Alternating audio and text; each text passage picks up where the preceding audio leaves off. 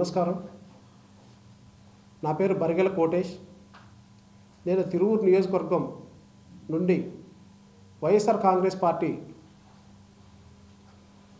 నుండి శాసనసభ్యునిగా ప్రయత్నాలు ఈ 2024 ఎలక్షన్స్కి నేను ఒక ఆశావాహిని.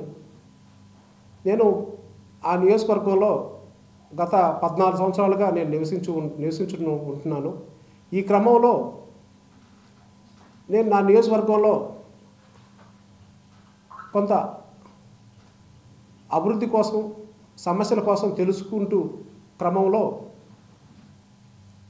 ఈ ప్రపంచంలో ఎవరు ఊహించని విధంగా ఒక నేరం బయటకు వచ్చింది. అది తెలిసిన వెంటనే నేను చాలా ఊహించని విధంగా నేను తట్టుకోలేక ఆ పరిస్థితిలో నేను కూలబడిపోయాను. ఈ దేశంలో గత కొద్ది సంవత్సరాల క్రితం నిర్భయ అనే ఒక మహిళ మీద ఢిల్లీలో ఒక గ్యాంగ్ రేప్ జరిగినప్పుడు ఈ ప్రపంచం ఉలిక్కిపడి ఎన్నో చట్టాలు తీసుకొచ్చి వాహనాలకు ఉన్న బ్లాక్ ఫిల్మ్ని నిరోధించడం జరిగింది.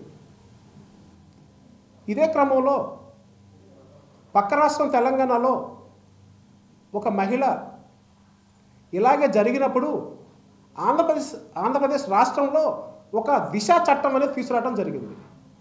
కానీ ఆంధ్రప్రదేశ్ రాష్ట్రంలో తిరువూరు నియోజకవర్గంలో ఈ సంఘటన జరగటం చాలా బాధాకరమైన విషయం.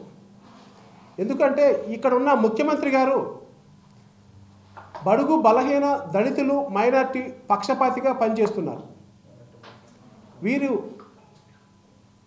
ఈ ప్రభుత్వంలో ఈ జరిగిన సంఘటన ఎంతో బాధాకరం. ఒకటి గమనించండి, ఒక దళిత కులానికి చెందిన మహిళ,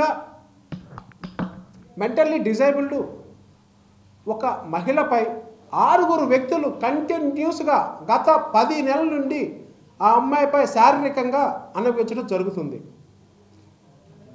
ఈ క్రమంలో ఆ మహిళకి 6 నెలల గర్భం దాల్చింది. తన కుటుంబంలో తన తండ్రికి పక్షవాతం, అతను మాట్లాడలేడు, మూగవాడు, తల్లి చనిపోయింది, ఒక తమ్ముడు సాయంతో బ్రతుకుతూ ఉన్నారు. ఈ సంఘటన బయటికి తెలియగానే ఆ గ్రామ పెద్దలు అయిన కొంతమంది దీన్ని పంచాయతీ చేశారు. ఈ పంచాయతీ అనేది అసలు ఉందా ఈ భారత రాజ్యాంగంలో? ఈ బాబాసాహెబ్ అంబేద్కర్ రాసిన రాజ్యాంగంలో ఎక్కడైనా పంచాయతీలు చేసుకోమని ఆయన ఎక్కడ చెప్పలేదు. ఆయన ఏం చెప్పాడంటే, ఈ సమాజంలో ఎవరికైనా అన్యాయం జరిగినప్పుడు కొన్ని విధాలుగా డిపార్ట్మెంట్స్ ఆయన రాసి దాని ప్రకారం మనం ఫాలో అవుతున్నాం. ఏదైనా నేరం జరిగినప్పుడు సంబంధించిన పోలీస్ స్టేషన్లో మనం ఫిర్యాదు ఇవ్వాలి. తర్వాత ఆ పోలీస్ స్టేషన్ వారు సంబంధించిన న్యాయస్థానానికి దాన్ని పంపించి విచారించి ఇచ్చిన ఫిర్యాదు పట్ల విచారించి తగు న్యాయం జరుగుతుంది. కానీ వీళ్ళెవరు ఈ అమ్మాయికి పంచాయతీ చేయడానికి, మరీ ముఖ్యంగా చెప్తాను, నా అన్న ప్రభుత్వమైన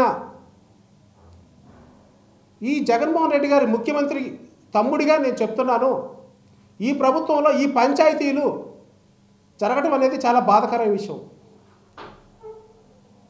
ఎందుకు అంటే ఆయన దళిత పక్షపాతిగా పనిచేస్తున్న వ్యక్తి.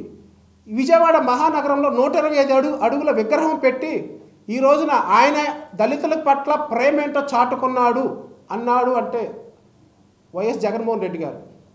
ఆ అంబేద్కర్ స్టాచ్యూ ఒక చూపుడు వేలు కూడా తన గృహం వైపే చూపిస్తుంది. ఎందుకంటే దళితులకి, బలహీన వర్గాలకి, మైనార్టీలకి, మీ అందరికీ నా కాన్స్టిట్యూషన్ పాటించేది అతనొక్కడే అని చెప్తుంది ఆ విగ్రహం. అదే వైఎస్ జగన్మోహన్ రెడ్డి గారు. కానీ ఈ పెద్ద మనుషులుగా చెప్పుకోబడే వాళ్ళు ఈ కాన్స్టిట్యూషన్ ప్రకారం పాటించకుండా వాళ్ళ సొంత విధాలుగా, వాళ్ళ సొంత అవసరాల కోసం నా చెల్లి పట్ల చేసిన ఈ సెటిల్మెంట్ని ఈ ఎన్టీఆర్ జిల్లాలో పోలీసులు ఏం చేస్తున్నారు? మీరు వారిపై ఎందుకు చర్యలు తీసుకోవట్లేదు? ఈ క్రమంలో 6 నెలలు ప్రెగ్నెన్సీ వచ్చిన ఒక డాక్టర్ అబార్షన్ చేసింది. ఒక 6 నెలల శిశువుని వీళ్ళు అన్యాయంగా చంపేశారు. వీరిపై చట్టపరమైన చర్యల కోసం నేను పోరాడుతున్నాను. కానీ ఇంత జరిగిన ఇన్సిడెంటు ఈ రాష్ట్రంలో ఇప్పటివరకు బయటకు రాకపోవటం అనేది చాలా బాధాకరమైన విషయం. ఇక నుంచి అయినా నా యొక్క మీడియా మిత్రులు మీరందరూ సహకరిస్తే ఆ అమ్మాయికి న్యాయం జరుగుతుందని నేను విన్నవించుకుంటున్నాను. మీరు ప్రతి ఒక్కళ్ళు, ఎందుకంటే ఈ రాష్ట్రంలో న్యాయం జరగాలి అంటే ఎంతో కొంత ఒక మీడియా సోదరులది పాత్ర అనేది అవసరం. కానీ ఈ విషయంలో మీడియా సోదరుల పాత్ర పూర్తిగా ఆ అమ్మాయికి మీరు సహకరిస్తే ఆ కుటుంబానికి ఆ మహిళకి న్యాయం జరుగుతుందని కోరుచున్నాను. అంటే ఎమ్మెల్యే కాదండి, అక్కడ ఎమ్మెల్యే ఉన్నాడు లోకల్గా, వైసీపీ ఎమ్మెల్యే. మీరెందుకు మాట్లాడుకోవాల్సింది? మీరు టికెట్ రేస్లో ఉన్నారా, లేకపోతే మీరు అక్కడ నియోజకవర్గంలో తిరుగుతారా? ఏంటి సార్, ఎమ్మెల్యే పట్టించుకోవట్లేదా? అంటే మీరు చెప్పింది కరెక్ట్ అండి. టికెట్ రేస్ అనేది తీసి పక్కన పెట్టండి. టికెట్కి దీనికి సంబంధమే లేదు. నేనేం చెప్తానంటే మీరు దయచేసి గమనించండి.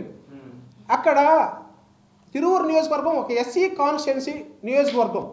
ఒక దళితుడుగా ఉన్న ఒక ఎమ్మెల్యే, స్థానిక 2 సార్లు గెలిచిన ఎమ్మెల్యే, ఇంతవరకు ఇంత జరిగినా కూడా ఒక దళితురాలు, ఒక మతి సీమితం లేని మహిళ పట్ల ఇంత ఘోరంగా జరిగినా కూడా అతను ఇంతవరకు ఆ కుటుంబాన్ని కానీ ఆ అమ్మాయిని కానీ పరామర్శించుకోకుండా మళ్ళీ 3వసారి టికెట్ కావాలి అని చెప్పేసి అడిగే ఎమ్మెల్యే ప్రథమంగా నేను నిజంగా ఈ రోజున చాలా బాధాకరమైన విషయం. అతను వంతుగా ఆ కుటుంబానికి చిన్న సాయం కూడా లేదు. ఆ అమ్మాయిని పలకరింపు లేదు. ఆ అమ్మాయి కేసు పట్ల ఏం జరిగిందనే అధికారుల పట్ల స్పందన లేదు. ఏమీ లేకోకుండా అతను మళ్ళీ టికెట్ కావాలి, మళ్ళీ నేను ఎమ్మెల్యే అవ్వాలని కోరుకునే వ్యక్తి అతను. ఇంకొకటి ఏంటంటే ఆ తిరువూరు నియోజకవర్గంలో ఒక 3 దళిత మహిళలు కూడా నేను శాసనసభ్యులుగా ఆశావాహులుగా ఉన్నారు. దాంట్లో ఒక ఎక్స్ఎమ్మెల్యే ఉంది, ఒక లిట్ క్యాప్ డైరెక్టర్ ఉంది, ఒక ఐఏఎస్ గారి భార్య ఉంది. వీళ్ళందరికీ ఎలా డెవలప్ చేస్తారు వీళ్ళు? అంటే వీళ్ళకి శాసనసభలోకి వెళ్ళటం అధికారం, వీళ్ళకి పదవులు తప్ప నియోజకవర్గంలో ఉండే మహిళలు సమస్యల పట్ల వీళ్ళకి పని లేదు. ఇది ఒకటే నిదర్శనం. నేను నిజంగా చెప్తాను. వాళ్ళకి అక్కడ ఏమైపోయినా పర్వాలేదు. వాళ్ళకి జగన్మోహన్ రెడ్డి గారు ఇచ్చే బీఫాము, వాళ్ళకి కావాల్సింది ఎమ్మెల్యే. ప్రజల పట్ల, ప్రజల యొక్క వాళ్ళ ఉండే ఈ యొక్క ఇలాంటి సిచ్యువేషన్స్లో వాళ్ళ వంతు వాళ్ళు సాయంగా ఇంతవరకు ఎవరు ఏమి చేయలేదు. ఎందుకు నేను చెప్తున్నాను అంటే, నాకు అన్నీ నచ్చితే అక్కడ నియోజకవర్గ ప్రజలు నన్ను తీసుకుంటారు శాసనసభ్యుడిగా, వాళ్ళు అంగీకరిస్తారు. లేదంటారా నేను ఇలాగే ఉండి నేను ఇలాంటి బడుగు బలహీన వర్గాలు అక్కడ ఉన్న ప్రజల కోసం నేను సేవ చేస్తూ ఉంటాను. కానీ ఈరోజు బాధాకరం ఏంటంటే అతను ఎమ్మెల్యేగా ఆ కుటుంబాన్ని సందర్శించకపోవటము, సంబంధించిన అధికారులకి అతని ఆదేశాలు కానీ అతను ఏమీ చేయకోకుండా నా అన్న ప్రభుత్వానికి అతను చెడ్డ పేరు తీసుకొచ్చాడు. అక్కడ వైఎస్ఆర్ కాంగ్రెస్ ఎమ్మెల్యే అయిన కొక్కిలిగడ్డ రక్షణనిధి అనే అతను స్థానికంగా 2 పర్యాములు ఎన్నికైన వ్యక్తి. అతను రాజశేఖర రెడ్డి గారి విగ్రహాలకు నేను పెయింట్ వేపిస్తుంటే వర్కర్స్ని చంపడానికి ప్రయత్నించిన వ్యక్తి. ఇంకా చెప్పుకోవాలి అంటే నేను రైతులకి ధాన్యం తడిసిపోతున్నాయి అని చెప్పేసి అని నా వంతు సాయంగా నేను వాళ్ళకి కప్పుకోవడానికి ఈ ప్లాస్టిక్ టార్పాలిన్ పట్టాలు ఇస్తుంటే అక్కడికి వచ్చి కూడా అతను నన్ను బెదిరించి నాపై కేసులు పెట్టి నన్ను నానా రకాలుగా ఇబ్బంది పెడుతున్నాడు. అతను ఎన్ని ఇబ్బందులు పెట్టినా నేను ఎక్కడ భయపడేది లేదు. నేను నా పార్టీ కోసం, నేను నా యొక్క నియోజకవర్గ ప్రజల కోసం నా వంతు కృషిగా నేను వాళ్ళకి ఎప్పుడు అందుబాటులో ఉండి నేను వారి యొక్క కష్టాల్లో, వారి యొక్క అన్నిటిలో నేను వాళ్ళ యొక్క కుటుంబ సభ్యుడిగా వాళ్ళకి ఎప్పుడు ఎల్లవేళ అందుబాటులో ఉంటానని నేను ఈ సభాముఖంగా ఈ యొక్క మీడియా మిత్రుల ద్వారా తెలుసుకుంటున్నాను. అంటే సార్ ఇప్పుడు ఆయన మీరు వైసీపీలో ఉన్నారు, మీరు టికెట్ రేసులో అని చెప్తారు. ఆయన మీ పార్టీ సిట్టింగ్ ఎమ్మెల్యే, ఆయన తీరును తప్పుపడుతున్నారు మీరు? ఆయన తీరు తప్పట్టేది కాదండి. ఇప్పుడు ఆయనకి తెలుసు కదా, ఈ వార్త ఆయనకి తెలుసు కదా. మరి తెలిసినప్పుడు ఆయన 2 పర్యాయంలో ఎమ్మెల్యేగా ఎన్నికైన వ్యక్తి, ఆయన స్పందించకపోవటం నేను తప్పు పడుతున్నాను. ఆయన అసలు స్పందించలేదు. ఎందుకు స్పందించలేదు? ఏంటి కారణం? ఇతను అక్కడ ఉన్న లోకల్గా ఉన్న మా యొక్క ప్రతిపక్ష పార్టీ వాళ్ళతో కుమ్ముక్కయ్యాడు. లేకపోతే ఎందుకు స్పందించడు నేను అడుగుతున్నాను. ఇతనికి కావాల్సింది ఓట్లు, పదవులు తప్ప అక్కడ ప్రజల యొక్క వాళ్ళ అవసరాలు కానీ, వాళ్ళ కష్టాల్లో కానీ వాళ్ళు ఏమైపోయినా పర్వాలేదు. ఇతను తెలుగుదేశం పార్టీ వాళ్ళకి ఏ విధంగా లొంగిపోయాడు? డబ్బుల పరంగా లొంగిపోయాడా? లేకపోతే అటుపక్క ఏమన్నా ఇటుపక్క వైఎస్ఆర్ కాంగ్రెస్ పార్టీలో టికెట్ ఇవ్వకపోతే మేము ఇవ్వము అని చెప్పి తెలిస్తే అటుపక్క ప్రయత్నాలు చేస్తున్నాడా అనేది ఆ నియోజకవర్గం ప్రజలందరికీ తెలుసు. అతను రీసెంట్గా మాకు అందిన వార్త ఏంటంటే అతను జనసేన పార్టీ నుండి పోటీ చేయడానికి సిద్ధపడుతున్నట్టు మాకు తెలిసింది. అందుకని అక్కడ ఉన్న నియోజకవర్గంలో ఎవరికి ఏ సమస్య వచ్చినా పట్టించుకోకుండా అతను వ్యవహారశీలు అనేది ఈ రోజున మా పార్టీ కానీ మా అందరూ ఆ నియోజకవర్గ ప్రజలందరూ తప్పుపడుతున్నారు. కాబట్టి రాబోయే రోజుల్లో నేను అక్కడున్న నియోజకవర్గ ప్రజలు వాళ్ళు ఆశీర్వదిస్తే నేను శాసనసభ్యునిగా ఎన్నికవడానికి నేను సిద్ధంగా ఉన్నాను. సార్ పోలీసులు అరెస్ట్ చేశారు, కానీ అది నామకే వాస్తే ఒక ఎఫ్ఐఆర్ కట్టారు. ఆ ఎఫ్ఐఆర్లో 428/2023 ఎఫ్ఐఆర్ నెంబరు. కానీ పోలీసులకు తెలుసు 6 నెలలు ప్రెగ్నెన్సీ అబార్షన్ చేసిన డాక్టర్పై చర్యలు తీసుకోలేదు ఇంతవరకు. వాళ్ళు జస్ట్ నిన్న రీసెంట్గా ఒక నోటీస్ ఇచ్చారు.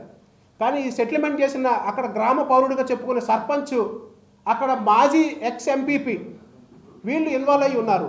వీళ్ళపై చర్యలు తీసుకోవడానికి పోలీసులు ఎందుకు వెనకాడుతున్నారో నాకు అర్థం కావట్లేదు.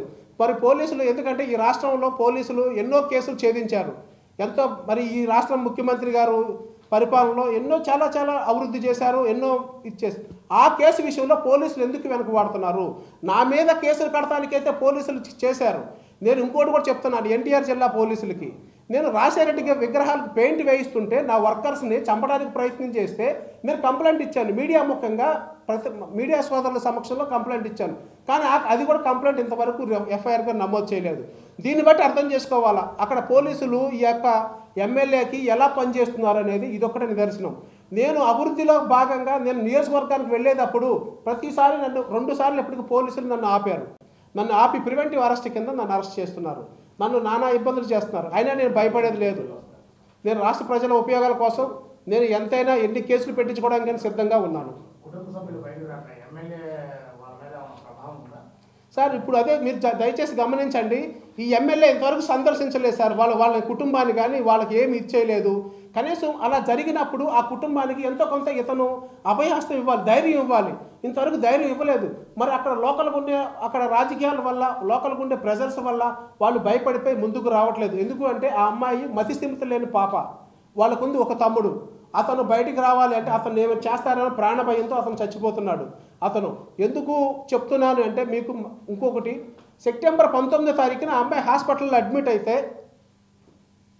అయితే అక్టోబర్ 31వ తారీఖున ఎఫ్ఐఆర్ నమోదు చేశారు.